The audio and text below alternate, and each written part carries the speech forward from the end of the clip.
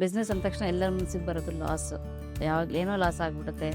ನನಗೂ ಮನೆಯಲ್ಲೂ ಹಾಗೆ ಎಲ್ಲರೂ ಅಂತಿದ್ರು, ಬಟ್ ಮನೇಲಿ ಸುಮ್ಮನೆ ಕೂತ್ಕೊಳ್ಳೋಕ್ಕಾಗಲಿಲ್ಲ ನನಗೆ.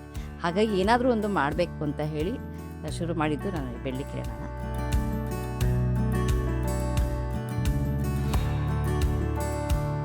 ಅದು ಏನು ಕನೆಕ್ಷನ್, ಯಾಕೆ ಈ ಹೆಸರಿಟ್ರಿ ಅಂತ? ಅವನು ಟ್ರೆಕ್ಕಿಂಗ್ ಹೋದಾಗ ಹಾರ್ಟ್ ಅಟ್ಯಾಕ್ ಆಗಿ ಹೋಗ್ಬಿಟ್ಟ. ಅವನಿಗೆ ತುಂಬ ಈ ಕನ್ನಡದಲ್ಲಿ ಸಂಸ್ಕೃತಿ ಬಗ್ಗೆ ಭಾಳ ಇತ್ತು. ಬಟ್ ಅವನೊಂದು ನೆನಪಿರಲಿ ಅನ್ನೋಕ್ಕೋಸ್ಕರ ನಾವು ಅವನ ಹೆಸರು ಒಂದು ತೊಗೊಂಡ್ವಿ, ಕಿರಣ ಅಂತ. ನನಗೆ ಮುಖ್ಯ ಇದ್ದಿದ್ದು ಒಂದು ಪ್ಲಾಸ್ಟಿಕ್, ತುಂಬ ಪ್ಲಾಸ್ಟಿಕ್ಗಳು ನೋಡ್ತಾ ಇದ್ವಿ ಎಲ್ಲ ಕಡೆ.